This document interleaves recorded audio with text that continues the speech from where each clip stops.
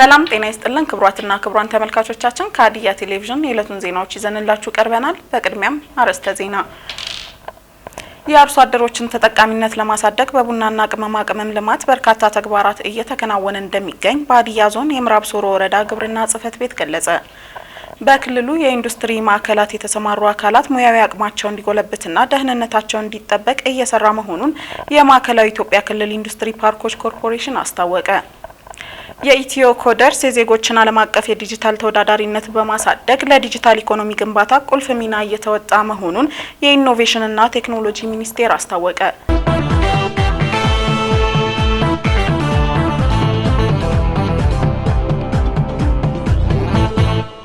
ወደ ዝርዝር ዜናዎች እናልፋለን። ከዜናዎቹ ጋር መብረካ ደሳለኝ ነኝ። የአርሶ አደሮችን ተጠቃሚነት ለማሳደግ በቡናና ቅመማ ቅመም ልማት በርካታ ተግባራት እየተከናወነ እንደሚገኝ በሀዲያ ዞን የምዕራብ ሶሮ ወረዳ ግብርና ጽሕፈት ቤት ገለጸ። አምራቾች በሚያመርቱት ምርት ላይ ብክነት እንዳይኖር ሕጋዊ የገበያ ትስስር ለማጠናከር በትኩረት እየተሰራ መሆኑን ተገልጿል። ምህረት መለሰ። አምራቾች በሚያመርቱት ምርት ላይ ብክነት እንዳይኖር ሕጋዊ የገበያ ትስስር ለማጠናከር በትኩረት እየተሰራ መሆኑ ተገልጿል። ወረዳው የተለያዩ የሰብል አይነቶችን በማምረት የሚታወቅ ከመሆኑም ባለፈ ቡናና የተለያዩ ቅመማ ቅመሞችን በማምረት እንደሚታወቅ የወረዳው ምክትል አስተዳዳሪና የግብርና ጽሕፈት ቤት ኃላፊ አቶ ተረፈ ደመቀ ገልጸዋል። በምርቱ የአርሶ አደሮች ተጠቃሚነት ከጊዜ ወደ ጊዜ እየጨመረ መምጣቱን የገለጹት ኃላፊው ያመረቱትን ምርት በቀጥታ ፈቃድ ላላቸው ነጋዴዎች እንዲያስረክቡ ለማድረግ ሕጋዊ ፈቃድ ያላቸው ነጋዴዎችን መፍጠር መቻሉን አብራርተዋል። በወረዳው የቡና ምርት በስፋት እየተመረተ የሚገኝ ሲሆን ከሚመረቱት ቅመማ ቅመሞች ውስጥ ዝንጅብልና እርድ ሰፊውን ቦታ እንደሚይዝ ነው አቶ ተረፈ የገለጹት። በወረዳው ላይ ከ2221 ሄክታር መሬት በላይ በቡና መሸፈኑን የገለጹት ኃላፊው በ2018 የምርት ዘመን 14349 ኩንታል ምርት በላይ ለማዕከላዊ ገበያ ለማቅረብ ታቅዶ እየተሰራ እንደሚገኝ ገልጸዋል። የምርት ብክነት ለመቀነስና ህገወጥነትን ለመከላከል በወረዳ ግብረ ኃይል መፈጠሩን የገለጹት አቶ ተረፈ ለአርሶ አደሮች ግንዛቤ መፍጠር ስራዎች በስፋት መሰራቱንም አብራርተዋል። በአመቱ ወደ 2860 ሄክታር መሬት በላይ የተሸፈነው በዝንጅብል ምርት መሆኑን ገልጸው ከዚህም ወደ 686400 ኩንታል ምርት በላይ ይገኛል ተብሎ እንደሚጠበቅም አስረድተዋል። በዝንጅብል ምርት ላይ ፈቃድ ያላቸው ህጋዊ ነጋዴዎች እንዲሳተፉ የተደረገበትና የገበያ ትስስር ተፈጥሮ የአርሶ አደሮች ተጠቃሚነት እያደገ መምጣቱን አቶ ተረፈ አብራርተዋል። እስካሁን ባለው የግብይት መረጃ 4320 ኩንታል የዝንጅብል ምርት የግብይት ሂደት መፈጸሙን የገለጹት የወረዳው ዋና አስተዳዳሪና የግብርና ጽሕፈት ቤት ኃላፊ አቶ ተረፈ የእርድ ምርትን በስፋት እየተመረተ እንደሚገኝ ተናግረዋል። በአመቱ ወደ 40 ሄክታር መሬት በላይ በእርድ ማልማት መቻሉን የገለጹት ኃላፊው ከ8800 ኩንታል ምርት በላይ ይገኛል ተብሎ እንደሚጠበቅ ገልጸዋል። በጅምር ላይ በቅመማ ቅመም አምራችነት ላይ ጥቂት አርሶ አደሮች ተሳትፎ እንደነበሩ የሚገልጹት ኃላፊው አሁን ላይ አንዱ ከሌላው ልምድ በመውሰድ እየጨመረ መምጣቱን ገልጸዋል። በወረዳው ላይ ህገወጥ ነጋዴዎችን በመከላከል ህጋዊ ግብይት ተፈጥሮ አርሶ አደሮች ተጠቃሚ እንዲሆኑ ከማድረግ አኳያ ሁሉም የበኩሉ መወጣት እንደሚገባ አንስተዋል ሲል ባልደረባችን ማቴዎስ መኒዶ ዘግቧል። በማህበር ተደራጅተው በተለያዩ የግብርናና ገቢ ማስገኛ ስራዎች በመሰማራት ኢኮኖሚያቸውን እያሳደጉ መሆናቸውን በሀዲያ ዞን ጊቤ ወረዳ በማህበር የተደራጁ ሴቶች ተናገሩ። ቤቴልም ደመቀ ዝርዝሩን ታቀርበዋለች። በሀዲያ ዞን ጊቤ ወረዳ በማህበር የተደራጁ ሴቶች በተለያዩ የግብርናና ገቢ ማስገኛ ስራዎች ላይ በመሰማራታቸው ኢኮኖሚያዊ ተጠቃሚነታቸው እያደገ መምጣቱን ገልጸዋል። የሴት ልማት ቡድኖችንና ማህበራትን በማጠናከር ኢኮኖሚያዊና ማህበራዊ ተጠቃሚነታቸው እንዲረጋገጥ እየሰራ እንደሚገኝም የወረዳው ሴቶችና ህጻናት ጉዳይ ጽሕፈት ቤት አስታውቋል። በሀዲያ ዞን ጊቤ ወረዳ በሀደዬ ቀበሌ ከኮርቾ ተፋሰስ የሴቶች ልማት ማህበር አባላት መካከል ወይዘሮ ደግነሽ ኤሮሞ፣ ጌጥነሽ አርጋውና ሙሉነሽ ላጎ ይጠቀሳሉ። በአካባቢያቸው ከልም ከተሰኘ ፕሮጀክት ባገኙት ግንዛቤ ያላቸውን የመሬት ይዞታ ከተፈጥሮና ሰው ሰራሽ አደጋ የመከላከልና መልሶ የማልማት ስራ በመስራት የተለያዩ አትክልትና የመኖ ሳር ተከላ አከናውነዋል። በተጨማሪም በአፈርና ውሃ ጥበቃ፣ በተፈጥሮ ማዳበሪያ ዝግጅት፣ በአረንጓዴ አሻራ ተከላና እንክብካቤ፣ በንብ ማነብ ስራ በመሰማራት ለሌሎች ማስተማሪያ የሚሆን ተግባራት ማከናወናቸውን ተናግረዋል። መነሻቸውን ፍየል በማሞከት መጀመራቸውን ያነሱት አባላት አባላቱ አሁን ላይ በድርጅቱ በኩል እየተደረገ ባለው ድጋፍና እየተፈጠረ በሚገኘው ግንዛቤ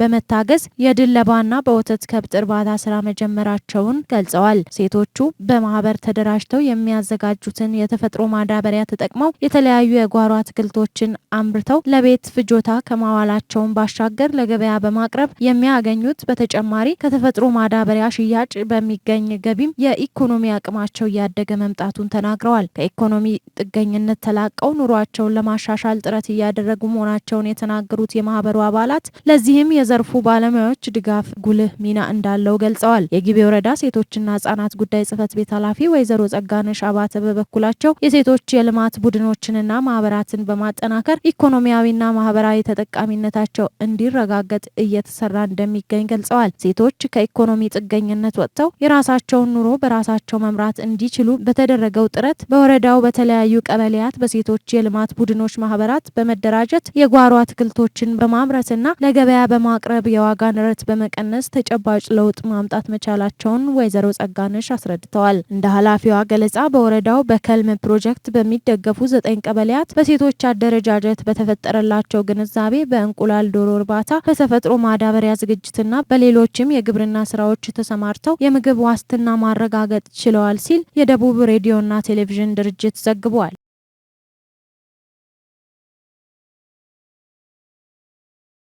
በክልሉ በኢንዱስትሪ ማዕከላት የተሰማሩ አካላት ሙያዊ አቅማቸው እንዲጎለብትና ደህንነታቸው እንዲጠበቅ እየሰራ መሆኑን የማዕከላዊ ኢትዮጵያ ክልል ኢንዱስትሪ ፓርኮች ኮርፖሬሽን አስታወቀ።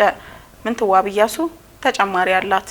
የማዕከላዊ ኢትዮጵያ ክልል ኢንዱስትሪ ፓርኮች ልማት ኮርፖሬሽን ዳይሬክተርና የዋና ስራ አስፈጻሚ ተወካይ አቶ አንተነ ብርሃኑ ስልጠናው በ3 ዋና ዋና ጉዳዮች ላይ ለ5 ተከታታይ ቀናት የሚሰጥ መሆኑን ጠቅሰው ኢንተርፕራይዞች ያላቸውን ክፍተት በሚሞላ መልኩ መዘጋጀቱን አንስተዋል። ስልጠናው በክልሉ በኢንዱስትሪ ማዕከላት የተሰማሩ አካላት ሙያዊ አቅማቸው እንዲጎለብትና ደህንነታቸው እንዲጠበቅ እንደሚረዳ ገልጸዋል።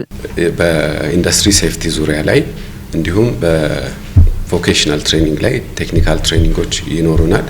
እንዲሁም በማህበራዊ ደህንነት ላይ ስልጠና በስፋት የሚሰጥ ይሆናል።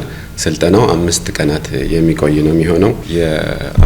የተቀጠረው አማካሪ ኢንተራክሽን ፎር ቼንጅ ኢን አፍሪካ ማህበራት ያለባቸው ጋፕ ቴክኒካል ኤሪያ ላይ ሴፍቲ ኤሪያ ላይ ምን ይመስላል የሚለውን ለ1 ሳምንት ያህል ጥናት ካካሄደ በኋላ በጥልቀት ክፍተቶችን ሊሞላ የሚችል ስልጠና ተዘጋጅቶላቸዋል ማለት ነው። የሀዲያ ዞን ስራ ዕድል ፈጠራና ኢንተርፕራይዝ ልማት መምሪያ ኃላፊ አቶ አብርሃም ዶዲቾ ይህ የአቅም ግንባታ ስልጠና በዘርፉ ያሉ አካላትን ስራቸውን በአግባቡ እንዲያከናውኑና ውጤታማ እንዲሆኑ እንደሚረዳ ጠቅሰው ሰልጣኞች ባገኙት እውቀት ለተቋሞቻቸው እድገትና ለሀገር ብልጽግና መስራት አለባቸው ሲሉም ተናግረዋል። ስልጠና በመሰረቱ መንቂያም ነው። ሰዎች ራሳቸውን የሚያነቁበት ነው። ያን እንደ አንድ ነገር እንውሰድ። ተጨማሪ ነገር የምናውቅበት ነው። ስልጠና ሲባል ዝም ብሎ የሚዘጋጅ አይደለም። ተጨማሪ ነገሮችን በማወቅ የተሻለ ለውጥ ለማምጣት የምንሄድበት ነው። ከዛ ውጪ እንደ አጠቃላይ ለውጥ የምናመጣበት ነው። ሰልጥነን ለውጥ ካላመጣን ስልጠናው ዋጋ የለውም ማለት ነው። ኢንተራክሽን ፎር ቼንጅ ኦፍ አፍሪካ አማካሪ ድርጅት ዋና ስራ አስኪያጅ ዶክተር ወርቁ ያዕቆብ በበኩላቸው በዓለም አቀፍ ደረጃ ያደጉ ሀገራት ለእድገታቸው መሰረት ከሆኑ ምክንያቶች ውስጥ ልምድ ማካፈልና ሀሳብ መለዋወጥ አንዱ ነው ብለው ኢትዮጵያ ለማሳካት ያቀደቻቸውን የልማት ግቦች ለማሳካት ያሉ እድሎችን መጠቀምና ልምድና ተሞክሮ ማካፈል እንደሚገባ አብራርተዋል። ስልጠናውም በዘርፉ ልምድ ባላቸው ባለሙያዎች በሆሳዕናና በቀጣይነትም በወልቂጤ እንደሚሰጥ ጠቅሰዋል። እንደ ክልል ትልቅ ፖቴንሻል አለ። እኛ ይህንን ስልጠና ከመስጠታችን በፊት በክልሉ ውስጥ ያሉ ኢንተርፕራይዞችን ወደ 12 የሚሆኑ ዳሰሳ ጥናት አድርገናል። በዛ ወቅት ያየናቸው ተቋማት ውስጥ ያለው የስራ ቅንጅት፣ የስራ ተነሳሽነት፣ ግለሰቦች ለፈጠራ ያላቸው ፍላጎት በጣም ከፍተኛ ነው። ይህን ፍላጎት ማዳበር ያስፈልጋል፣ ክህሎት መስጠት ያስፈልጋል እና ልምድና ተሞክሮ ከተለያየ ሀገር ክፍሎች አምጥቶ ማካፈል ያስፈልጋል። እርስ በርስ መማማር ያስፈልጋል። በኮርፖሬሽኑ የማርኬቲንግና ኮሙኒኬሽን ቡድን አስተባባሪና የጂአይዜድ ኢንቨስት ፎር ጆብስ ፕሮጀክት አስተባባሪ አቶ አበራ መኩሪያ ስልጠናው ጂአይዜድ ኢንቨስት ፎር ጆብ ፕሮጀክት በተገኘ የገንዘብ ድጋፍ በሆሳዕና ከተማ በማኑፋክቸሪንግ ኢንዱስትሪ ለተሰማሩ 28 ኢንተርፕራይዞች በክህሎት በሚሰሩበት አካባቢ ደህንነታቸው ተጠብቆ እንዲሰሩ የሚያስችልና የኢንዱስትሪ ደህንነት መጠበቂያ መሳሪያዎችን ድጋፍ የመስጠት ስራንም ያካተተ መሆኑን ገልጸዋል። ጂአይዜድ ገንዘብ ድጋፍ ኢንቨስት ፎር ጆብስ የሚባል ፕሮጀክት አለ። ከሱ ባገኘነው ድጋፍ በተለይ በሆሳናና በወልቂጤ ክላስተር በኢንዱስትሪ ክላስተር ማዕከላት ለሚገኙ ኢንተርፕራይዞች የሚሰጥ ስልጠና አካል ነው። እንግዲህ ሆሳና 3 ክላስተር ማዕከላት አሉን። የኢንዱስትሪ ማኑፋክቸሪንግ ክላስተር ማዕከላት የምንለው ሄጦ የሰችዱናና አዲስ ከተማ ላይ 3 ክላስተር ሳይቶች አሉ። ከዛ ውስጥ ሁሉም ናቸው እየወሰዱት ያሉ 28 ኢንተርፕራይዞች ናቸው ስልጠናውን ዛሬ እየወሰዱ ያሉት ማለት ነው። በተጨማሪም ከዚህ ፕሮጀክት ትልቁ የዚህ ድጋፍ ምንድነው? ድጋፍ ያደርግላቸዋል። በተለይ ኢንዱስትሪ ሴፍቲ ላይ ወይም ኢንዱስትሪ ደህንነት መጠበቂያ መሳሪያዎችን እዚህ ፕሮጀክት ድጋፍ የሚደረግላቸው ማቴሪያል ማለት ነው። የኢትዮ ኮደርስ የዜጎችን ዓለም አቀፍ የዲጂታል ተወዳዳሪነት በማሳደግ ለዲጂታል ኢኮኖሚ ግንባታ ቁልፍ ሚና እየተወጣ መሆኑን የኢኖቬሽንና ቴክኖሎጂ ሚኒስቴር አስታወቀ። ምህረት መለሰ ተጨማሪ አላት።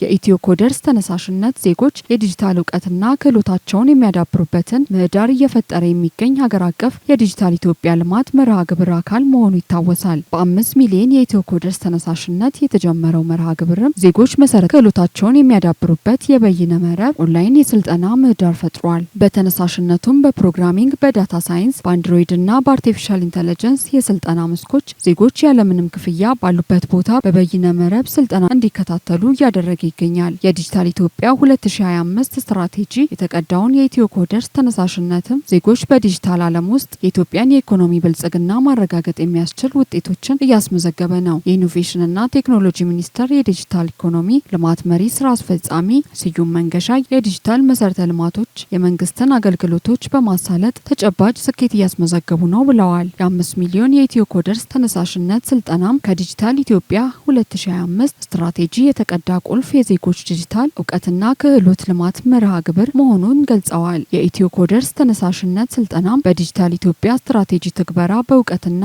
ክህሎት የበለጸገ ማህበረሰብ በመገንባት በቁልፍ መሳሪያነት እያገለገለ እንደሚገኝም ተናግረዋል። የኮደርስ ስልጠና ከጀመረበት አንስቶም በፕሮግራሚንግ፣ አንድሮይድ፣ ዳታ ሳይንስና አርቲፊሻል ኢንተለጀንስ መሰረታዊ ላይ 2.4 ሚሊዮን ዜጎች ስልጠናውን እየወሰዱ ነው ብለዋል። በኢትዮ ኮደርስ ስልጠና እየተከታተሉ ከሚገኙ ዜጎች ውስጥም 1.6 ሚሊዮን የሚሆኑት ስልጠናውን አጠናቀው ሰርቲፊኬት መውሰዳቸውን አስታውቀዋል። እቅዳችን የነበረው የመጀመሪያው 2 ሚሊዮን ነበር። በመጀመሪያው ዓመት ኦልሞስት ከ2 ሚሊዮን በላይ ሰዎች ኮርሱን እየወሰዱ ነው ያሉት። አሁን ባለው ወደ 2.4 ሚሊዮን መድረስ ችለዋል።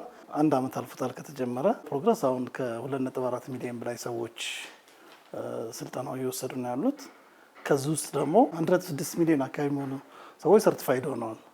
ይሄ አጠቃላይ ስናየው ከሰለጠኑት የሰለጠኑ ካሉት ሰርቲፋይድ የሆኑት ኦልሞስት ወደ 65% የሚሆኑ ሰርቲፋይድ እንደሆኑ ነው። የኮደርስ ስልጠና መርሃ ግብሩም ዜጎችን የዲጂታል ቴክኖሎጂ እውቀትና ክህሎት በማሳደግ ዓለም አቀፍ ተወዳዳሪነታቸውን እያሳደገ እንደሚገኝ ተናግረዋል። መርሃ ግብሩም በዲጂታል ቴክኖሎጂ እውቀትና ክህሎት የበለጸገ የሰው ኃይል በማፍራት አገልግሎት አሰጣጦችን በማዘመን በር እንደከፈተም ገልጸዋል። ስትራቴጂውን እውን ከማድረግ አኳያ ይህ ፕሮግራም ትልቅ አስተዋጽኦ አለው ማለት ነው። ብዙ ለውጥ አለው። ምንድነው? ብዙ ዴቨሎፐሮች ከዚህ ወጡ አሉ።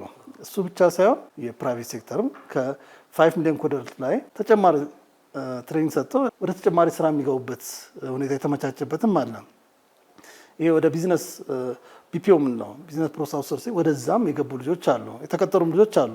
በ2018 ዓ.ም በጀት ዓመት መጨረሻም የኢትዮ ኮደርስ ስልጠና የወሰዱ ዜጎች 4 ሚሊዮን ለማድረስ ከክልልና ባለድርሻ አካላት ጋር በቅንጅት እየተሰራ እንደሚገኝ አብራርተዋል። ኢትዮጵያውያንም የኢትዮ ኮደርስ ስልጠናን ባሉበት ቦታ በመመዝገብ የዲጂታል እውቀትና ክህሎት አቅማቸውን በማሳደግ ተጠቃሚ እንዲሆኑ ጥሪ አቅርበዋል ሲል ኢዜአ ዘግቧል።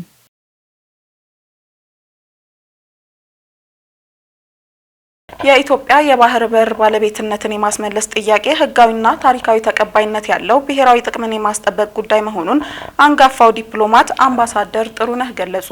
ለምለም ይል የህዝብ ተወካዮች ምክር ቤት በ5ኛ ዓመት የሥራ ዘመን ሁለተኛ መደበኛ ስብሰባውን ጠቅላይ ሚኒስትር ዶክተር አብይ አህመድ በተገኙበት ጥቅምት 18 2018 ዓ.ም በተገኙበት ማካሄዱ ይታወቃል። በዚህ ወቅት ጠቅላይ ሚኒስትር ዶክተር አብይ አህመድ ከምክር ቤቱ አባላት ለተነሱ ጥያቄዎች በሰጡት ምላሽና ማብራሪያ የኢትዮጵያ የባህር በር ጥያቄ ህጋዊ፣ ታሪካዊ፣ መልክዓ ምድራዊና ኢኮኖሚያዊ መሰረት ያለው ነው ብለዋል። የኢትዮጵያ አካል የነበረውን የባህር በር ጠረፍ ለማምጣት 30 ዓመት በላይ የወሰደውን ያህል የትግል ታሪክ አሁን ላይ ወደ ባህር በር ለመመለስ ሌላ 30 ዓመት እንደማይወስድባትም አጽንኦት ሰጥተዋል። የቀይ ባህር ባለቤትነትን ጥያቄ ለመፍታት የተረጋጋ የሰከነና በውይይት ላይ የተመሰረተ አካሄድ መከተል ያስፈልጋል ያሉት ጠቅላይ ሚኒስትሩ ለማምጣት የፈጀውን ያህልም ለመመለስ አይፈጅም ብለዋል። ኢትዮጵያ የባህር በር ያጣችበት መንገድም ህጋዊና ተቋማዊ መሰረት የሌለው የሚያስቆጭ የብሔራዊ ጥቅም ስብራት አካል መሆኑን አስረድተዋል።